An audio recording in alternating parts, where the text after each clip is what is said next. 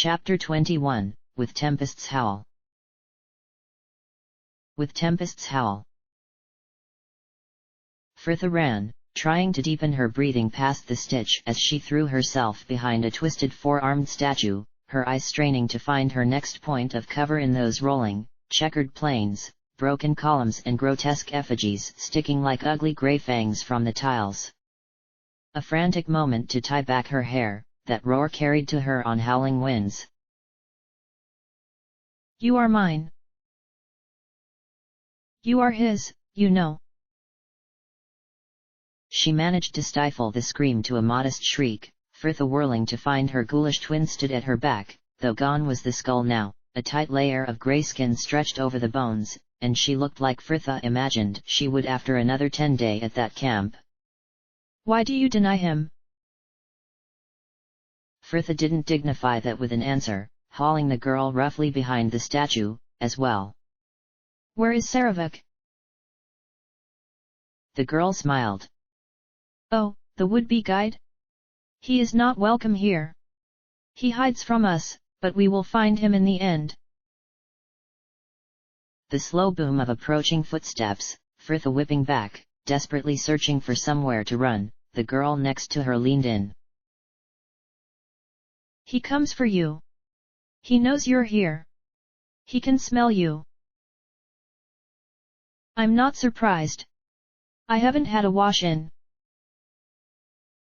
Rubble exploded over her, Frithia ducking to cover her head as the statue above shattered with a hammer's strike, and there it was looming over them, that twisted mix of man and monster, a clawed hand reaching down for her. Oh, fuck. Freya. Frithia's eyes snapped open, her immediate reaction to kick off whatever was shaking her reined in as she found Jiole's tanned face above, the girl already up and dressed, the hall about them opened by the milky dawn light.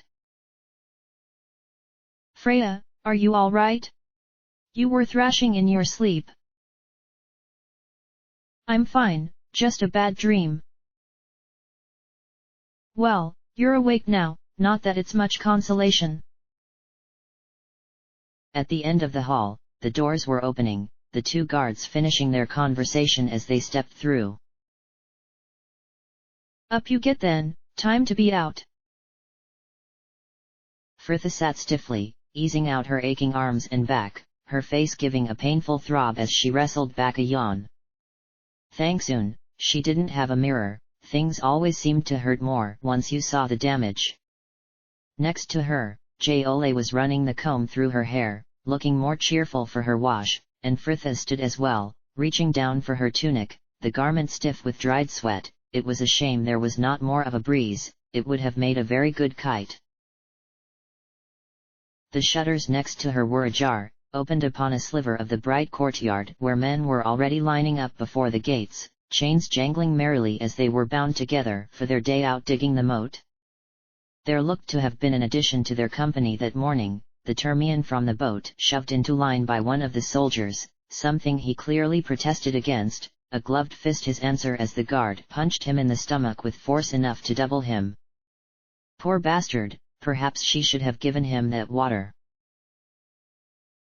Back at the doors, the guards were still chatting, the pair laughing at some joke of their own as one turned to chivvy them along. Come on, ladies, let's not keep the wall waiting. Frithia had given up wiping the sweat from her face, the salty water stinging her eyes as she stooped for another rock, her hands bleeding and raw where the burst blisters had been worn open by another morning of labor. A high sun was beating down on her aching back and she thanked every god listening for the 100th time that she did not suffer from sunburn, being a child of Baal had some useful, albeit they, overshadowed benefits. Jiole was dismantling today, the girl at the opposite end of the wall and working at a slow but steady pace, though whether by her own diligence or the proximity of two guards, Frithia did not like to guess. Right, I'll stop, boomed the voice all had been yearning for. Line up there for your water. North block first, then south. Jiole found her in the slow-moving press towards the kitchens, the tables of cups already waiting for them, Fritha's eyes scanning the men and women serving behind rather than the welcome treasure they held. Hey, Freya, how was your morning? Gwilyn said you were getting on all right. Fritha ignored the pleasantries. Jole, you said Lessel works in the kitchens, is there any way I can get in there to see him? Into the kitchens? The girl repeated with a frown. No, I don't think so. I suppose you could go over to the men's. Oh. What is it? That's him there, collecting the cups in. He was a short man, much worn by his time there, craggy, tan skin all the darker next to his sun-bleached hair. He looked better than his fellows who spent their days at the wall though, his tatty green tunic clean beneath the apron, one twisted leg dragged uselessly after him as he hobbled to the next table, gathering the cups back into the basket he held. Jole, go and talk to that guard. What? What about? The sodding weather. Just make something up. And she left her there, still dithering, Fritha drifting casually over to halt the man with a word. Lessel. The man frowned, brows brought low over wide-set eyes. Who wants to know? Freya. I understand you were one of the first to come here. Lessel snorted gruffly. For my sins. What of it? I wanted to ask you who built the foundations to the washrooms. Well now, he considered slowly, no one built them, as well you likely know. The washroom was built over an old cellar that was already here as part of the ruins. I know what you're thinking and you're mad to even try. She shrugged. Stupid seemed a fairer assessment considering her recent actions. Perhaps. So where is the harm in humoring me? The man snorted again, and shook his head. All right then, but not here, can you get over to men's block later? Fritha smiled, feeling that tiny bud of relief begin to blossom. Count on it. The day had passed at an agonizing pace, though Fritha suspected it was only because she was desperate for it to go faster, thin soup thrown down her neck at sunset with a foolhardy haste, as Jole had scolded, you got more benefit if you ate it slowly. And no dull and dragging evening in any tavern had found her more eager for her bed, even her exhausted body kept from sleep by the eager chatter of her mind. The girl laid there watching the shaft of moonlight from the open shutters above creep across the beams as she waited for the hour to come. Freya! Murmured that voice next to her, Jole turning over to find her sat and pulling on her tunic. I'm going over to the men's block, do you want to come? Fritha did not need to see her to hear that frown. Why though? What do you need to speak to Lessel about? Freya, I don't want any trouble. And neither do I, Fritha huffed, pulling on her boots. She doubted she would ever get the smell from them. I just need to ask him something. Stay here if you want. An instant of hesitation, and... No, I'll come. The men's block was crowded with its usual hushed throng, the man they had engaged the previous evening watching them pass with a tight-lipped sneer as they made their way slowly down the hall. Whether his customary place, or he was trying to make himself obvious, Fritha could not say, but Lessel was easy enough to spot. The man sat upon an upturned crate near the back of the room, twisted leg stretched out before him. You came, then, he confirmed in greeting. We can't talk here, come into the back. He hauled himself up with a grunt, catching up his crate and to lead the way, the group walking right to the end of the hall, a curtain sectioning off the back of the room just as it did in the women's block, Lessel peering round before nodding the all clear, the three moving behind to where 4 tin buckets served as latrines. So, you want to know about the foundations? sighed Lessel, taking a seat on his crate once more, the girls bobbing to a crouch before him. Yes, under the washrooms, pressed Fritha eagerly. It's a flooded basement, isn't it? Where is the outlet into the river? How did you know there is one? Gasped Jole. Because they'd hardly let the water from the drain keep pouring into a room that would eventually overflow back into the camp. We'd all get cholera and die before the summer's end, the guards included. You're a clever one, aren't you? Lessel assessed coolly. Let's see how that pans out for you. But, yes, there's an outlet to the river under there. That cellar used to be part of the old ruins and there is a passage that runs all the way from it down to where the soldiers now have their jetty, for all the good it will do us. For a moment, Fritha was back there, moonlight silver on the rippling water, lambent reflections thrown against the dull metal surface. The iron door. That's right, and don't even think that's the only obstacle you'll face. The trapdoor they've made into a drain is sealed by a grill, as no doubt you've seen, but even if you were to find your way past it and down there, the passage to the jetty is sealed by an iron gate. Even if you found it in the darkness, picking the lock would be nigh on impossible under the water. Don't worry about the dark, I can see enough to get me there. As for the gate, where is it? How far from the camp? Well, at a guess I'd say just past the inner walls, outside the paling.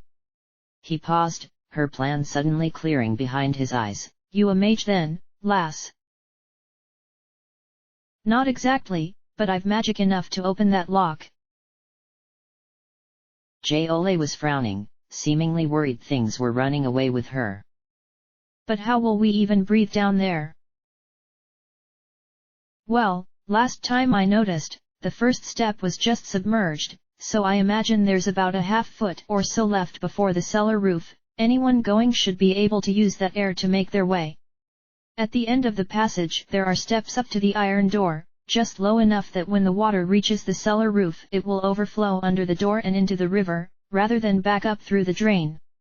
I warn you now, though, the end of the passage will likely be completely flooded. Anyone wanting to get to those steps up to the door will likely have to swim for it. So we've just got to get past that grate, find the gate in the darkness when we can barely breathe and then swim underwater to break out onto the jetty, Jole ran through shrilly. Fritha nodded. That's it. We. Repeated Lessel. And what makes you think I'll help you? Fritha just shrugged. Don't then, but as I see it, this camp took something from you, something more than your freedom. Even if you don't want to escape, getting one over on the guards might make the next 10 days here more bearable. Lessel chuckled. I'll buy into that. I don't know if I'll join you yet, but I'll help you get past the grate, though I imagine we'll need some sort of prying bar. You leave that to us. Fair enough, but either way I won't be able to do this alone. My leg wasn't the only thing ruined by this place and the work will need a stronger back than mine, someone who can come and go without the notice you girls draw. Fritha nodded once. I may know just the man. The Termian was almost at the doors, a little apart from the others surrounding him and seated alone upon his bedding, the candlelight defining every rib in that emaciated chest as he hunched over, tearing long strips from the bottom of the cream tunic that was laid in his lap. Her shadow fell over his work. You still alive then? He offered in greeting. Fritha nodded. Yes, and so are you. I was worried a day out digging the moat might have finished you off. Still, there's always the rest of the 10 days to go yet. He laughed grimly, smile soon lost to a grimace. Cheery little thing, aren't you? No offense, Flower, but you weren't so keen on making friends before. I'm not now. I've a proposition for you. Oh, and what might you be offering in that? Yourself. Frithis snorted. The men in there really needed to rethink their priorities. Something much better, my soup ration. This piqued his interest. For how many days? For as long as it takes. The dark eyes narrowed. And why come to me with this offer? Well, with you out digging the moat, it seems to me you might have a bit more cheek than is wise in the place like this, though perhaps that same sort of nerve would serve a man should he want to make an escape. He said nothing, just smiled and reached out a hand as worn and bloody as her own, both wincing as their palms closed together. Curry. Freya. Right, came Lessel, voice hushed as he leaned in. Curry, Jole and Fritha grouped eagerly about him. Here's the plan. Me and Curry will spend the next few days working loose that grate. Now, I wasn't part of the team who put it in, but I imagine we're looking at iron pegs that have been drilled into the stone and then filled in with mortar for strength. I can smuggle a few things from the kitchens to chip away at it, but it will be slow work, and I don't know we'll be able to do more than a half hour a night before the guards'll get suspicious. And where are we going to put those tools once you've got them? Questioned Curry. They decide to search us going to or from the washrooms and we're caught. Can you leave them in the washroom? Asked Fritha. The guards don't use the place, do they? And we've got another 6 days before they troop everyone through there for a wash. But Jole was shaking her head. No, the guards wash in the barracks, but they go by to inspect them every morning. A pause, all minds working furiously through this hitch when. You can put them through the grate, hissed Fritha triumphantly. Just put them on the steps under the water. No one will see them, the water's filthy. Yes, agreed Lessel. And I'll bring some flour from the kitchens. Any mortar we can take out we can fill with dough paste. That should fool anyone as long as they don't look too close. Curry shifted his weight, a smile quirking his thin mouth. Good, that sets my mind at ease, though there'll only be so much we can do there without some sort of prying bar. I can't get one, even if I had somewhere to hide it. They count the spades and that back in each night. There'll be some in the storeroom from when they built this place, offered Lessel. Fritha frowned. That's where they store the spades you use, isn't it? Leave that to me and Jole. The veteran among them nodded. Right then, once we're past the grate, someone is going to have to get down there and find that gate. Freya's elven blood will let her see better in the dark, so she's volunteered for that. Though for the rest of us, I'd feel better if we had some sort of rope. When it comes to it, we may not have a lot of time. I'll get that, too. All right, lass, now once the gate is open, Freya can tug on the rope to signal us and we can start down after her, while she goes to open the last door and then we're out. And then what? Hissed Jole. We're fugitives. With no coin or equipment, where are we going to go? Fritha stopped to consider it. Where could they go? She had no idea where her friends were, or even if they had managed to find her. All she knew was where they should have been heading before she admired them in this mess.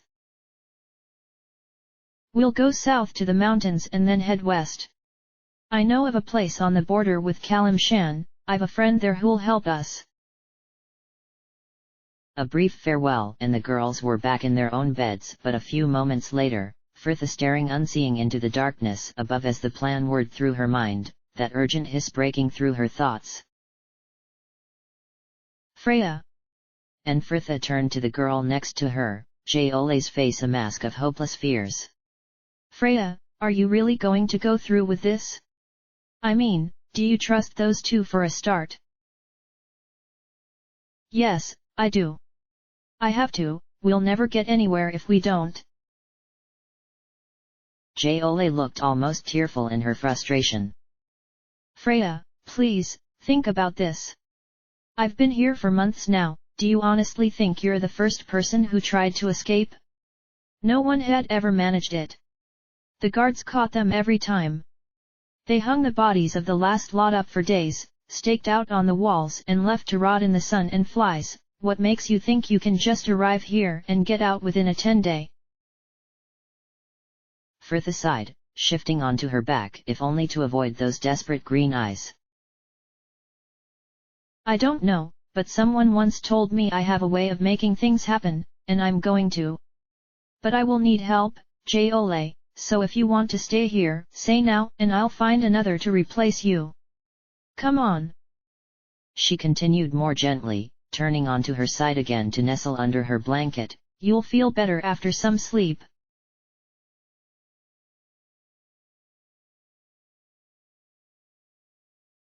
Getting a couple of battered spoons had been easy enough for Lessel, the man proudly showing them his loot in the latrines the following night, Frithha and Jole staying there in the men's block for a reasonable length of time so as not to arouse any suspicions, joining a game of cards while he and Curry left for the washrooms. The prying bar had taken a little longer to find, yesterday afternoon finally providing their opportunity, a vociferous argument between Curry and Frithha in the courtyard, in which even some of the older guards likely learned a few interesting new insults, proving distraction enough for Jole to slip in and out of the open storeroom before the spades were returned for the night, a thick crowbar hidden under her robes. Frithha turned from the west where the low sun was setting the sky ablaze, the mountains looming dark against burnt orange clouds, the girl closing her eyes until the wave of faintness had ebbed. A few more days on just bread and water and she had doubted she'd even reach Amkithran, escape or not. At least another day's labor was finally finished, Frithha lingering in the emptying courtyard, bread already eaten and soup cup cooling in her hand, her stomach giving barely a grumble as she waited for the manacles to be removed from that line of sagging men. Curry stooped, rubbing each ankle and turned to amble unsteadily over to the tables with the other men just arrived back from the moat, all eager to get their meal, the Termian fetching his own soup before wandering across to join her. Another day over, Frithha sighed, Curry nodding tiredly. And I'm glad to see it. Nazim wasn't so lucky, they carried him back just after high sun. I wonder if he's still with us. I heard one of the guards saying he was still passed out on his bedding, but he's alive. I think Karstill's going in to see him after dinner. That cleric, Curry confirmed very casually. How do you know him, then? He was with the company that brought me in. Is that all? Just I heard a rumor he might be sweet on someone, seen as she started a brawl on her first day and he jumps straight in to her rescue. Curry was grinning, his teasing smile drawing out her own. Enric is very kind, I don't think he likes what happens here. No, Curry sighed, eyes on the barracks as he drew a hand distractedly across his stubble-blackened chin. Still goes along with it though, doesn't he? The rubbing at his jaw became more vigorous. Damn, this stuff itches. Frithha thanked the fates she was born a girl. You need a shave. Apparently couple of the guards lend out a few blunt old razors come wash day to the more trusted prisoners. Suffice to say, I doubt I'll be one of them. Frithha shrugged evenly. Come wash day and you won't be here. He grinned. No, and neither will you. Lessel thinks it will just be another day or so to go now we've got that bar. Still, it's a shame one of you girls can't come along to keep us company of a night, with me and Lessel always disappearing off there on our own, the other men are starting to talk. At least, with that in mind, you won't be disturbed. Their laughter warmed her, Curry's dark eyes shining fondly. I knew it when I first saw you, you were a fighter. I could always pick a lost cause. Here, before it gets cold. He raised a hand, forestalling the cup she made to pass him. Nah, you keep it.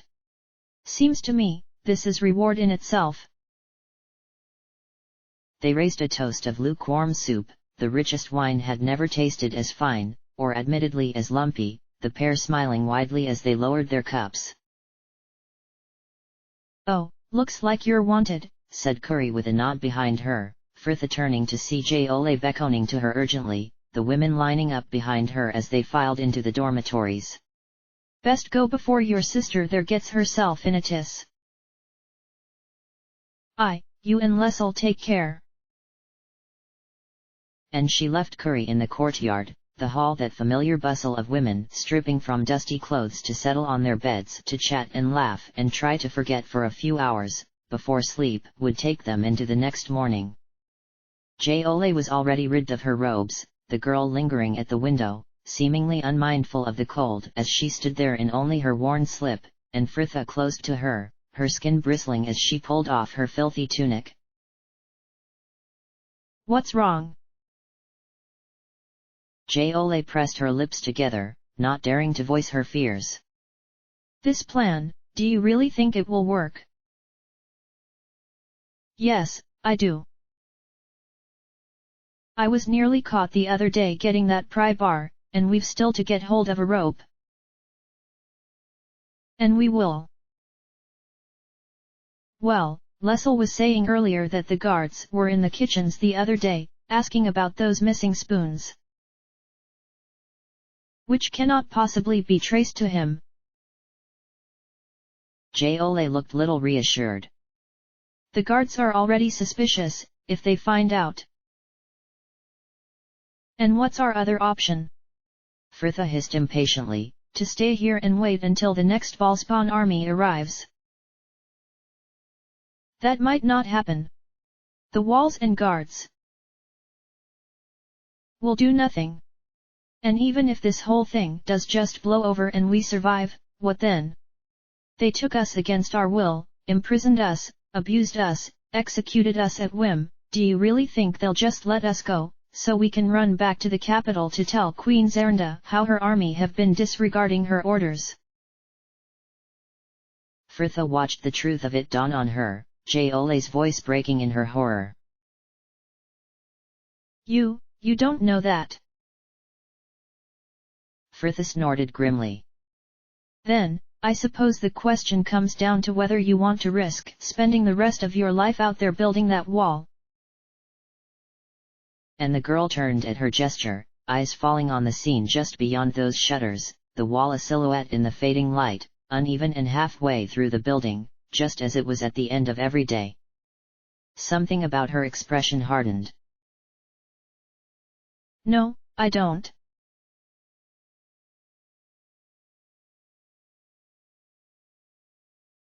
It was an hour she rarely saw. The pre-dawn sky was marbled in lilacs and blues, the merest silver of gold highlighting the eastern horizon, while the dew-speckled grasslands shimmered like the iridescent fish that swam about the hull. A solitary heron stood further up river patiently awaiting its breakfast, and Imoen considered they could be moored upon the lush banks of the Oceanus, were it not for that dark shape to the west, an ugly black tooth rising from the misty plains.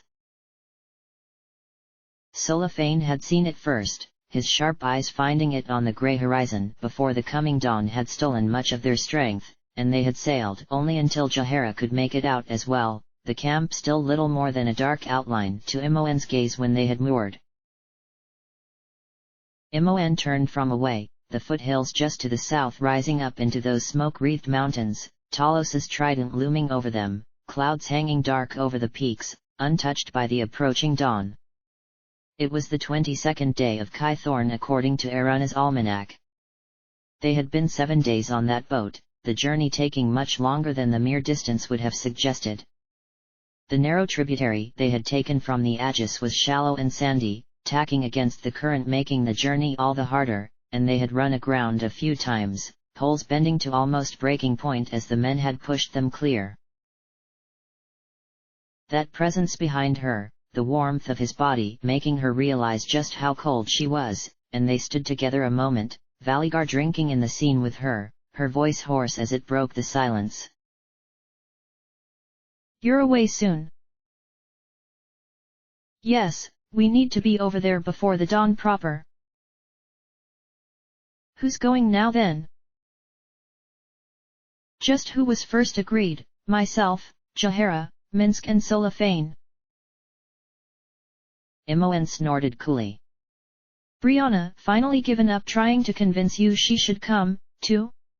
What did she want to go for anyway? Fritha's not her friend. I understand she sees her as leader though, Torm is known to value loyalty. Been trying to convert you, has she? I do not need to worship the gods to know of them. Imoen had no rejoinder to this, eyes drawn from back to that speck of black, her stomach trembling as a hand landed lightly upon her shoulder and slipped down her arm in an imperceptible caress. She will be fine, Imoen, you can say much of your friend, but that Fritha is strong, not one among us can doubt. Imoen smiled, at last turning to him, her eyes poring over his face, bathed in the dawning light, as though she had never seen it before. Yeah, I know. She leaned up, about to kiss his cheek when that surge of emotion and lingering dread pressed her forward, catching his mouth to taste the bitter tea that had been his breakfast, the short kiss leaving them both unduly breathless. Come back safe, Vals. Valigar was gazing down at her, his lips still parted, that frown he so often wore softened to a half smile, a large hand raised to gently hook some hair behind her ear, the man seemingly embarrassed by his own tenderness as he gruffly patted her arm and stooped for his quiver, and Imoen turned back to the plains, that heaven which held a hell. Those few hours seemed some of the longest of her life, even the days at the asylum not as drawn as Imoen gathered upon the deck with those others left behind, just watching as the sun rose behind them and made its slow arc across the sky. It was hung right above now, a blazing eye upon their game as they talked over a round of cards that had been all but given up on half-hour ago, a Nomen in a thick sweating on the sun-scorched deck and allowing the three women to lounge in the shade of the awning, Imoen not even bothering to hide her cards as she lolled in the heat. Erina shifted upright, cards in her lap as she lethargically rearranged her skirts. How long has it been now? About another half-hour since you last asked, sighed Ithik. Do you think they could have been seen? Asked Brianna. Imoen frowned into cards that had long ago lost her attention. No, they'll be careful, that'll take time. It seemed no one wished to ask that most pressing question, what they were going to do if that camp proved impenetrable, and the talk died once more, Ithik taking his turn merely for something to do, the whine of the damselflies and lap of the water a languid lullaby. Erina's sigh broke the spell, the girl heaving herself up and suddenly vivid as she left the shade of the awning. Well, I'm going to get some food prepared for when they return. Brianna rose as well. I shall help you. A Nomen glanced up from his cards. Should I? We will be fine. Brianna trailed off, cool dismissal dying as her eyes caught on something in the western plains, Imoen instantly on her feet to see those four dark shapes approaching through the long grass. Here, they're back. What news? Imoen demanded, at the boat rail and yelling out to them, Did you see Fritha? No, we saw little inside the camp, explained Jahara at a much more reasonable volume as she stepped from the gangplank onto the deck proper, the three men fanning out behind her, though from what we saw outside it, we can assume those within are engaged in some sort of labor. Outside? What are they doing? Valigar's frown told her it wasn't anything good. About 20 or so men are being forced to dig what looks to be a moat. In this heat? Solafane's hat hid nothing of his scowl. Those we saw look half-starved. A no-man wanted to know only one thing. What is the plan? The question was their cue, the group all moving to settle there, Jahara taking a rough piece of chalk from her pocket to draw straight upon the foot-smoothed deck. We will split into 2 groups. The camp itself is surrounded by 2 walls, both with gates to the east and about 10 or so yards between them. The inner wall has 4 watchtowers set at each corner. The walls are high, someone from the first group will have to help the second over the outer wall, the northern one will be best, and then the first group will move to the main gates where they will request to speak to the camp commander concerning a certain ball spawn they have been tracking. I will do this, volunteered a no-man. I can use the order's name and claim to have tracked the fugitive from Saradush. Perhaps Brianna would concede to add to the tale. The woman frowned, but nodded all the same. As it is needed. Good. Then, Minsk, Valigar and Ithik can join you. No, wait, interrupted the warrior, Ithik uncharacteristically urgent. That leaves just you girls and Solafane to go inside alone. The drow quirked a cool eyebrow.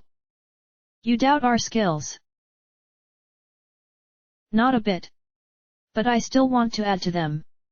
This is a dangerous undertaking. Dark eyes flicked unwillingly to the girl opposite. I promised your ma'am I'd bring you back safe, Arana. Ithik, we'll be fine.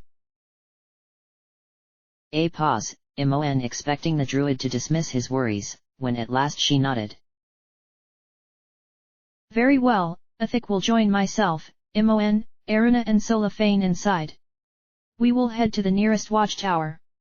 From there we should have a good view of the camp and, God's willing, be able to narrow our search for Fritha.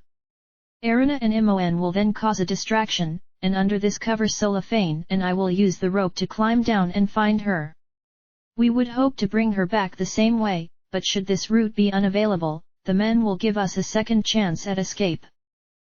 Her gaze seemed to linger on each of them. I would rather do this cleanly, though I understand there is a potential for violence. Such men as these deserve no less, rumbled Minsk, though Boo tells me there are times for caution. When do we strike? asked Brianna. Valigar spared a glance to the bright blue sky. There would be many advantages in waiting until nightfall. Solafane bridled an instant too late.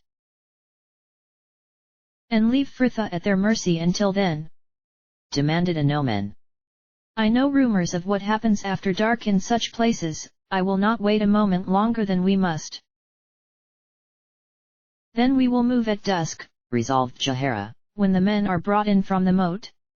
All should be returned to their cells by then and, if we time it right, many of the guards may be distracted by their evening meal.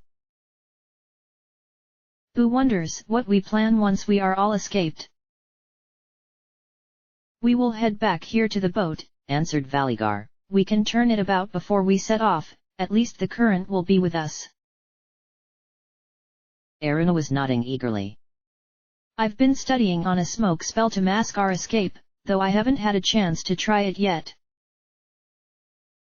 Jahara smiled. Good. I myself may be able to call up a fog, should Sylvanus bless me with the power. So we move at dusk, affirmed Ithik. What are we doing until then? I think a meal, and then for any who can manage it, a sleep may serve us well. Sleep? Imoen snorted, who said Jahara wasn't an optimist. Fritha moved down the hall with a nonchalant haste, the women about her distracted, enjoying those few hours between the end of their work and lights out, gathered in small knots on their bedding, tidying their hair and comparing blisters, one kindly soul from the kitchens completely surrounded as she mended the many clothes brought over to her with the needle and thread she had snuck out under her apron. Fritha reached her bedding to drop immediately to a crouch, a hurried glance ensuring all immediate attention was elsewhere as she drew the prickly coil of rope from under her tunic and quickly stashed it under her blanket. She would hide it in a better place later. A nascent thrill of hope trembled in her stomach. Everything was coming together, just a couple more days and they'd be able to make the attempt. Assemble beside your beds. Now.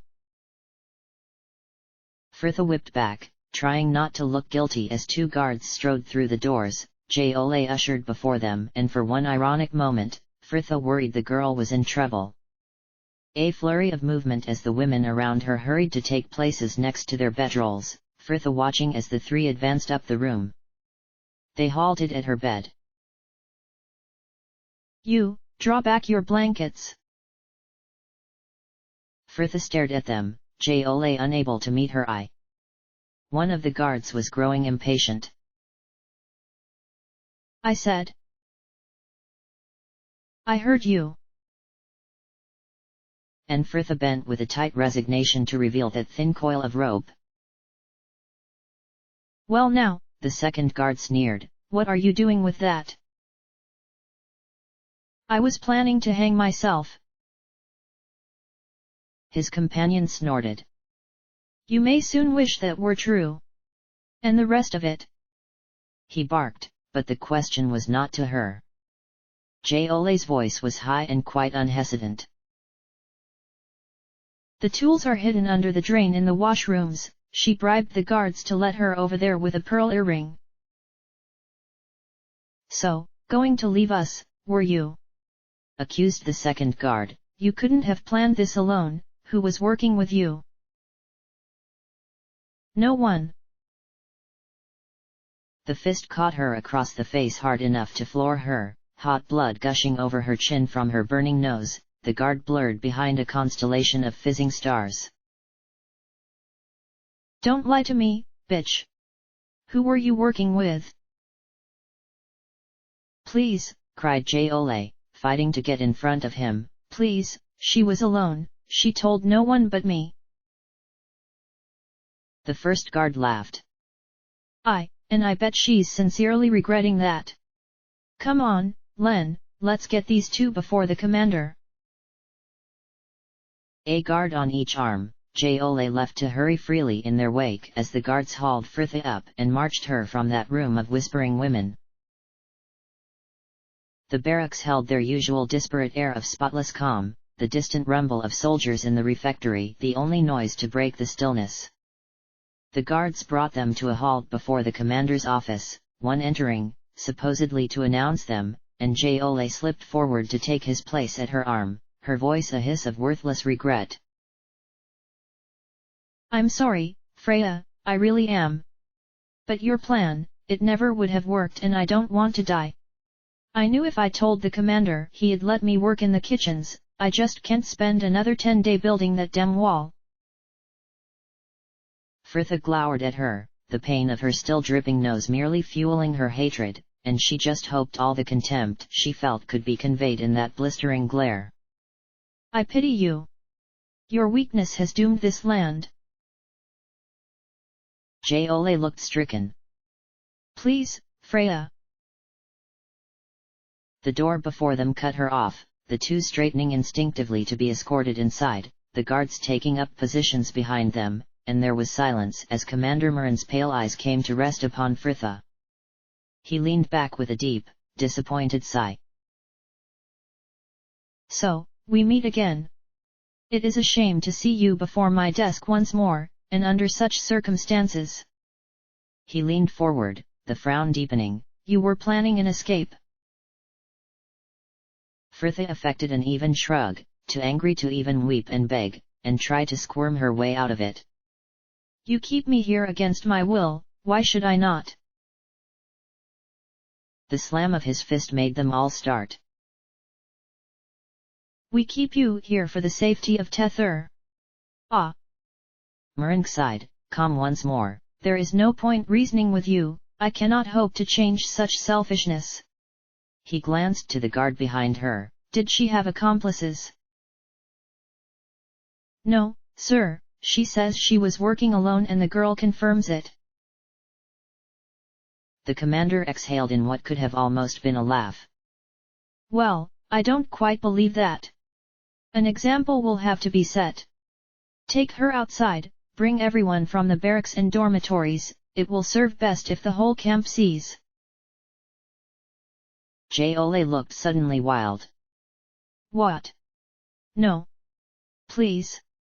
You promised if I told you, she would be spared. She just wanted to leave. Please, sir. But the commander was shaking his head. I am sorry, you may still have your place in the kitchens, but an example must be made. Guards. Imoen landed lightly on the other side of the wall, her limbs tight with a nervous energy as she crept forward, moving just in time as Ithik landed more heavily behind her, and she could hear Inomen's arrogant tones drifting back to her as he summoned the guards to the main gate. Solafane was already at the northeastern watchtower, Jahara at his heels as he slipped through the open doorway, and Imoen felt that frisson of anticipation shiver over her as she stepped in after Erina, Ithik pressing in behind them, all crowded about the ladder. The hatchway was open, 2 men sat on the boards above them, backs to the opening, and Solafane pressed 2 fingers to his lips in a signal to the rest of them as he stepped noiselessly upon that first rung. Imoen waited, feeling the bodies twitching restlessly about her. That cramped tower plunged into an instant of darkness as Solafane filled the hatchway above. A strangled gasp, 2 thuds dislodging a shower of dust, and the drow landed amongst them again with barely a sound. It is done. Jahara nodded. Right, Imoen and Erina, you are first, quickly now. A flurry of movement as bodies shifted and squeezed past one another, Imoen first to the ladder, Erina's squeak somewhere behind her. Watch your hands, Ithik. Sorry, Flower. When you get up there, put their helmets on and keep low, said Jahara, her orders coming muffled as Imoen cleared the hatchway, eyes avoiding the 2 bodies in favor of the camp laid out before her, a square of buildings set about an open courtyard, though all was not as she would have expected at the moment.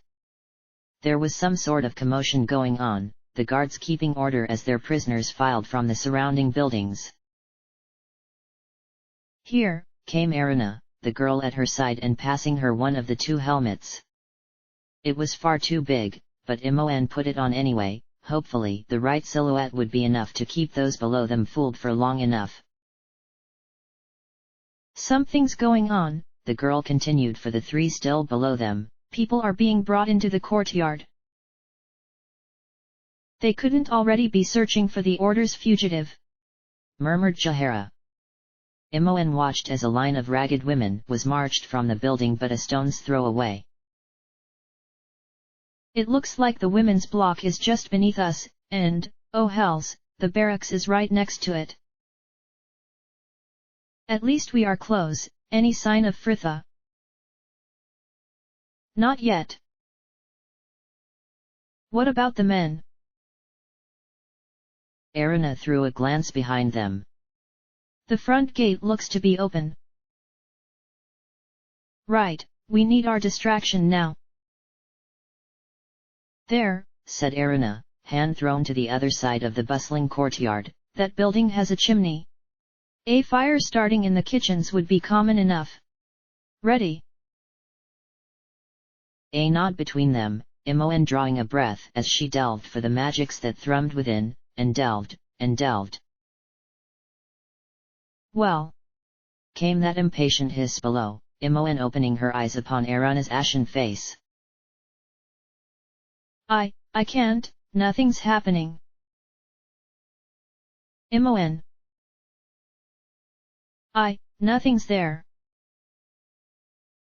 Oh, no. And Imoen followed Erina's gaze up to the flat roof but a few yards above them, ring upon ring of runes scorched into the wood. The young mage was aghast. There's a paling, here, a ward against magic. By Sylvanus. The men will be inside soon, we need another source of disturbance. What is going on out there? I'm not sure, hissed Erina. It looks like the whole camp is just gathered around the edge of the yard. Solophane's patience was finally spent. That will be distraction enough. Let me up, I am going over. Solophane, wait.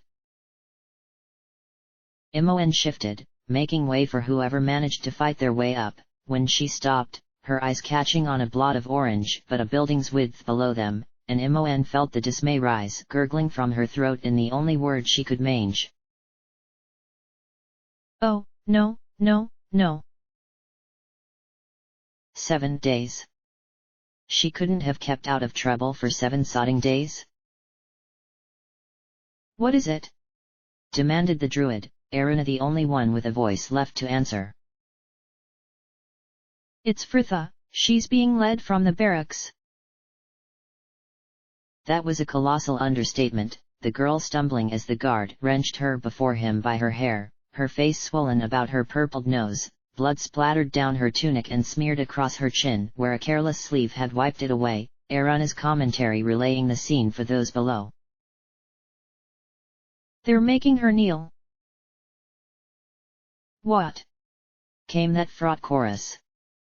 Muffled shouts and a scuffle below them as Jahara scrambled up to see for herself, tawny head appearing in time to meet the mage's cry. Oh, good gods, I think they're going to execute her. The fine gravel of the courtyard was sharp under her knees, the evening air cool with a hint of rains she would never feel, a few young stars peeking through that lavender veil to watch the spectacle, Murren's voice echoing about that still square.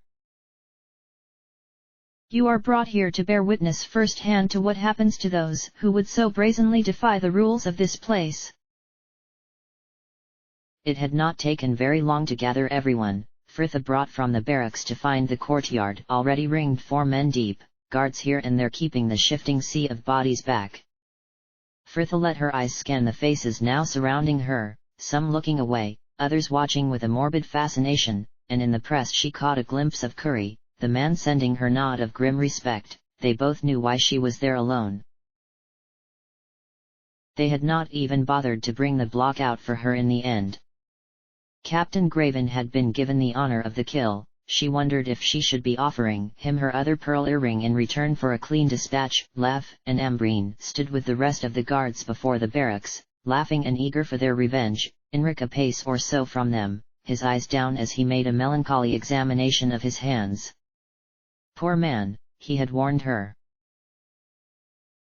In a conspiracy to ignore willfully the danger to this camp and Tether as a whole, this woman planned. She wouldn't even die under her own name. Fritha wondered briefly if she should harness her anger and try to force the change, but then she would likely kill them all, the exact opposite of what she had come there to do. Perhaps it was just better to accept her fate as it was. She could have almost laughed. It seemed her arrogance had made a fool of her again. The girl a sword sweep away from proving was she wasn't chosen for anything more than this empty death. And she will now face the penalty. Captain. Fritha felt the blade above her rise. She wondered if it would hurt. A shadow rippled over the sun, too sudden for any cloud. The strangled cries from the onlookers, her only warning as fire suddenly engulfed the northern watchtower and the prickle danced across her skin as the paling dissipated. Graven was still above her, sword aloft, their eyes meeting for an instant of searing clarity. Fritha had once listened with youthful disbelief as some sage had told her that human bodies were half water. A surge of her will and his scream filled her senses, blistering hands clawing at his face as his eyes burst, scalding blood spattering the ground in a grisly rain. His hilt was warm in her hand as Fritha straightened, and Murren's lined face did not even have time to change its horrified mask as she ran him through the stomach. Another blast of fire, flames consuming the kitchens. People were running about her, guards fighting to regroup in the chaos, shrill screams drowning the bellowed orders to open the gates. Fritha ignored it all, head thrown back to find them wheeling in the sky above her, sleek, lithe bodies twisting in the air with every effortless sweep of their wings, scales of blue and green catching the dying light to burst with color, and a fierce whoop of angry joy rose in her throat even as fire exploded around her, because they had confirmed one thing in that world of uncertainty. She was alive, she was saved, she was chosen. Imoen ran on, air pounding with the stampede around her, Brianna in the lead as the two groups converged to tear towards the inner gates. It was just like her dream, the fire, the screams, the sky above her black as storm clouds seethed and eddied with smoke. They had seen them in time, but only just, 3 dragons, 2 young and 1 much older swooping over them, the group scrambling from the tower a mere instant before flames had engulfed it.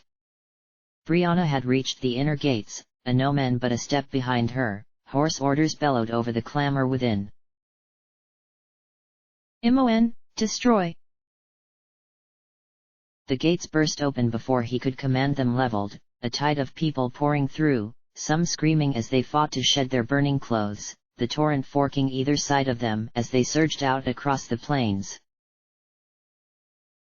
And there in the courtyard she stood in that field of charred corpses, motes of embers swirling in the air like clouds of fireflies. Imoen halted in her disbelief, that voice of her nightmares given form as Fritha slaughtered those soldiers foolish enough to attempt to recapture her, one cut down as he made to retreat. You will die.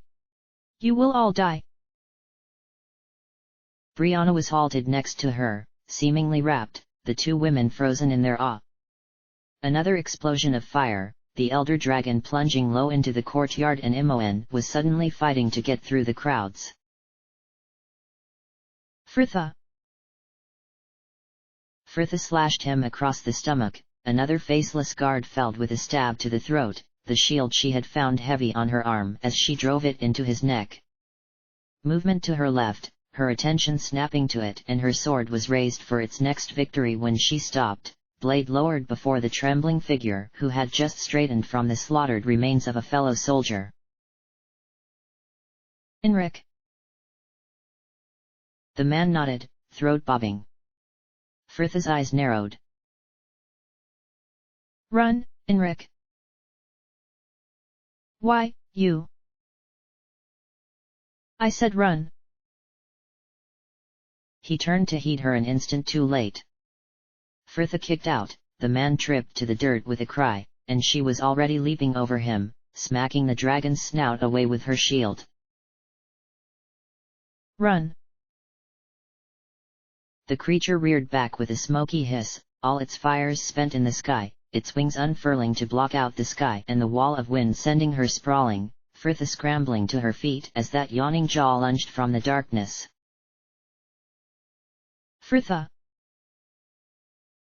The spell left Imoen's hands without a thought, a surge of white-hot energy that left even her surprised. It roared across the square to strike the creature in the back, its piercing howl joining the tumult of battle cries as the others charged towards it, Fritha already up and dancing back from a sweep of those cruel talons.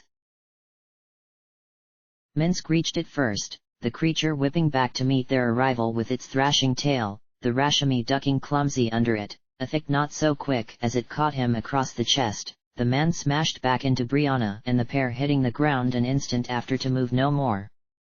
Minsk was back and worrying the creature's flanks, Fritha and Valigar joining him, Anomen pulling Jahara behind his shield as the creature snapped down at them, yellow teeth flashing, the distraction allowing Solafane to slip under its wing and drive that fine blade into a back leg and take first blood. Imoen kept her mind focused, summoning her next spell, Aruna at her side, sleeves pushed back as her hands wove patterns before her, her frown of concentration lit by the unnatural blue light as she released a spray of razor-sharp ice into the creature's back, shredding its wings.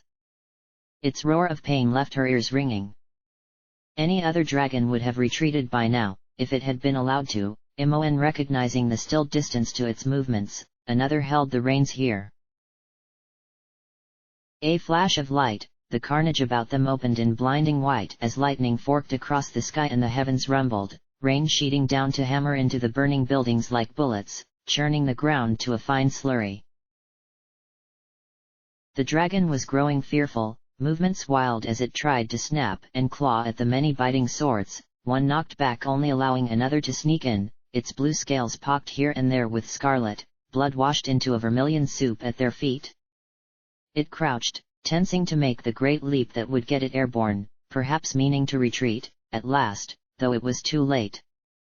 Its tattered wings could not support it. Two feeble flaps kept it hanging in the air only an instant, before it crashed back down in a tangle of leathery wings, a no-man seizing the chance to leap forward, mace hefted in one mighty blow that cracked its skull and the creature collapsed, legs sprawled beneath it, head lolling on its long neck only to flop into the mud, its voice rasping in the silence of the victory as the bonds upon it faded, at last. I curse you, Felice Chellings, but more than you, I curse the godling who bound me to this abyss. Take you, Abizigal. The rain was already easing, clouds rolling on as suddenly as they had come, the fires about them dying away to leave a ruin of smoking wood. Their group stood in the empty courtyard, panting and soaked to the skin. A no-man bent over the groaning Brianna, while Ithik was on his feet and leaning heavily on Minsk.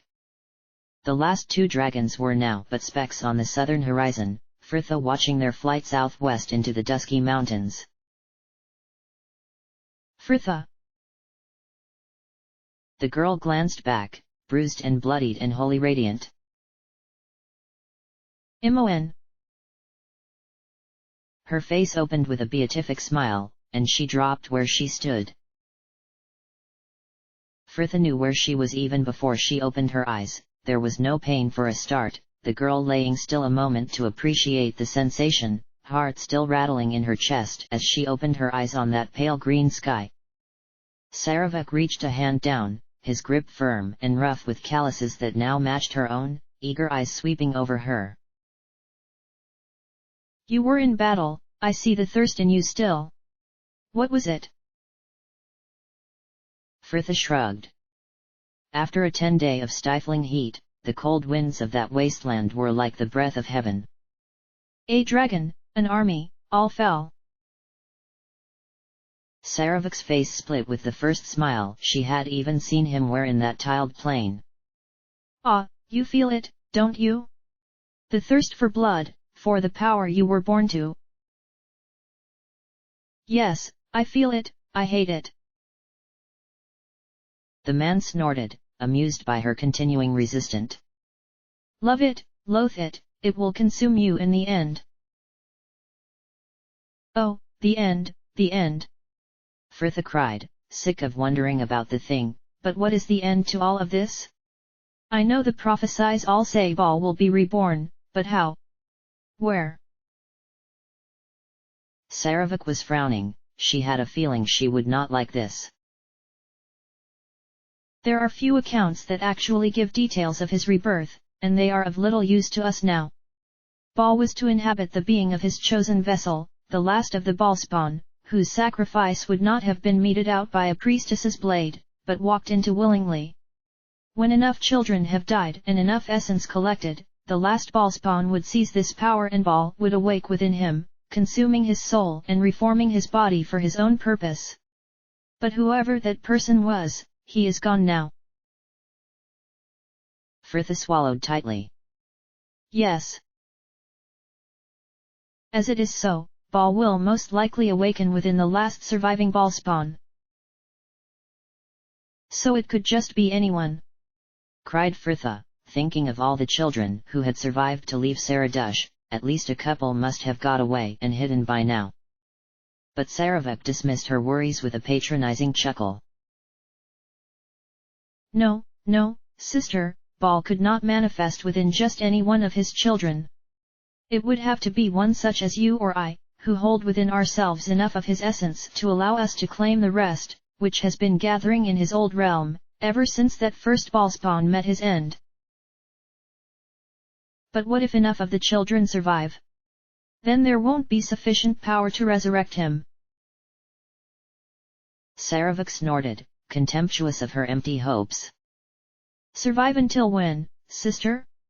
Old age will take those the blade does not, it is just a matter of time. Baal has waited this long, another 100 or so years will mean little to him. The essence will accumulate, and one will rise to take it, for good or ill, and Baal will rise in him, he will slaughter any children that still survive and take his vengeance upon this world. Fritha felt something inside her slump. Brianna had been right, it had all been for nothing. So that is it? There is nothing I can do? Ball will return no matter what. Saravik smiled slowly, almost appraising of her.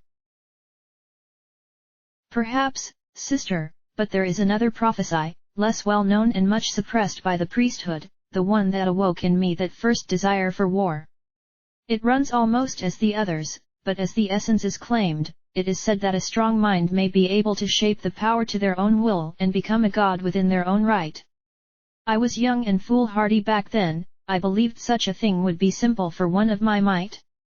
Death has shown me the true nature of such power and what it would take to wield it, but... He shrugged carelessly, there is still a chance. So those are my choices, cried Fritha. Godhood or death. At least you have the choice, sister, death comes for us all in the end. Saravik quirked her a wry smile, he knew of what he spoke. End of chapter.